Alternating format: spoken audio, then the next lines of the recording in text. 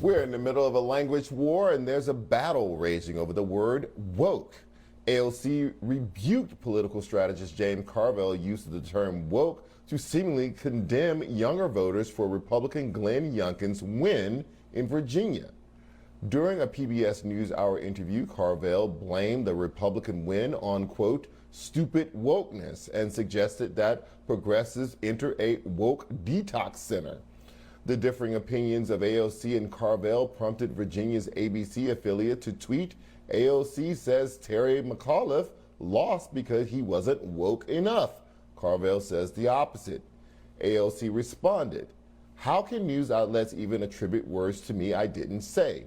I said there are limits to trying to mobilize a campaign with a 100% moderate strategy without mobilizing the base.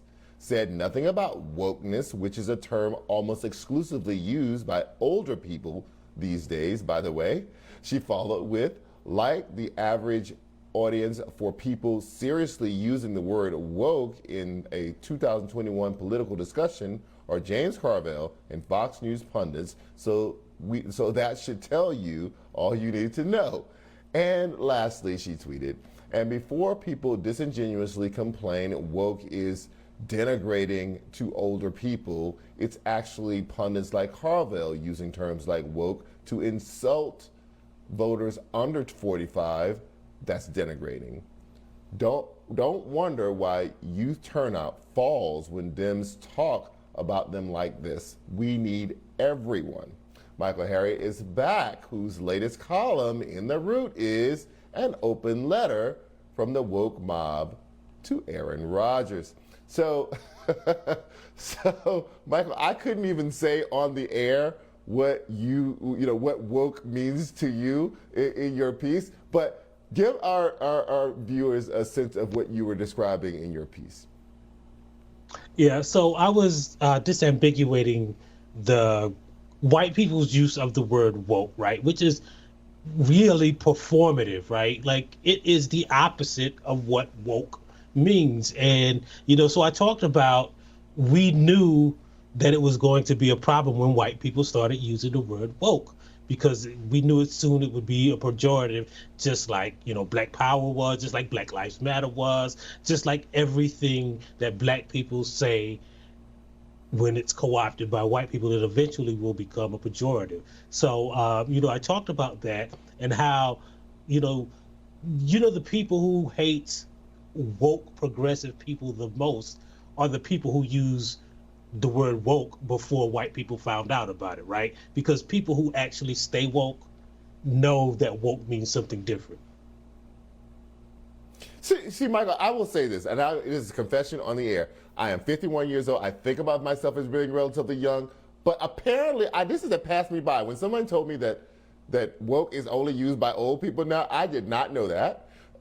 Because I think, as you described, language was co-opted here and used as pejorative. Although I think the idea of woke as a word is actually quite useful and clever. So I'm really interested in this idea of why people allow language to be co-opted and used as pejorative and then abandon it because someone else has latched onto it. Why do you think that is? Why do we run away from the language that we create because someone else tries to attach a negative to it?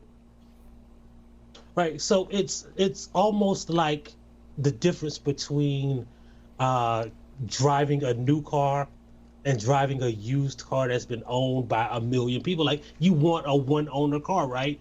And so when you're saying something, and you don't say it because it's cool, but when you use that kind of language, there's an implicit understanding that it's an idea that is shared by you and exclusively you and the people you use it among, right? And so when the people who co-opt it, they necessarily don't understand that meaning, right? And the interesting thing is, like, before Black people started listening to podcasts, I started a podcast in Podcast Network in 2012, and one of the shows I co-hosted with one of my friends was the Stay Woke Show. And in about 2015, he said, we're going to have to change the name because white people started saying it now. So, when you use something because it's cool, because it speaks to, in this case, black people and exclusively black people, it loses its value and its meaning when it no longer speaks to the people who the phrase was intended for. So what does that mean? That they're going to keep chasing everything, every terminology that black people come up with that speaks to the moment and is accurate for them. They're going to take it, just like you said, BLM and whatever. They're going to take it and they're going to turn it into this. So do we just have to keep creating new language for these phenomena? Yeah, of course, that's the nature of black people, right? They're two separate things, right? How we relate to each other and how we relate to the rest of the world. And how we relate to each other will always keep shifting because, we are an inherently creative community. And the larger community, of course, will keep taking those things. You saw it with the word lit and the word bae and the word, and twerking and the Cupid shuffle and the electric slide, and the list goes on and on. So we will always, it's not like black people are going to run out Right. of new ways to relate to each other. And we know that they are going to take them and co-opt them. And there's nothing wrong with that, right? It's like, when you buy a used car, eventually that you're going to sell it. You don't just destroy the car because you're done with it. You don't let somebody else who doesn't have a car have it. So I have about 45 seconds here, but I want to get to the substance of this debate that AOC was having with Carvelle. Do you believe that the kind of toxicity they built around the word woke and wokeness is costing Democrats at the polls? No, because first of all, the thing that caused Democrats at the poll is, whiteness, and whiteness is, there'll always be a placeholder for whiteness, whether it is woke, whether it is Black Lives Matter, whether it is radical Islamic jihad, whether it is, there's always going to be a name for it, and the name will shift every election season, but it'll be a new name next time, right?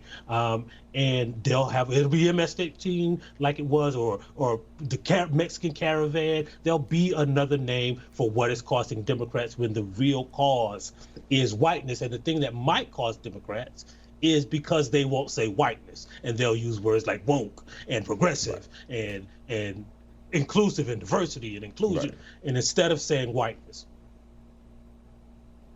Michael Harriot, thank you for joining us and explaining all that. And I'm burying woke in my lexicon. I will not be saying it anymore. I'll try to catch myself and make sure I don't say it anymore. But thank you so much, sir.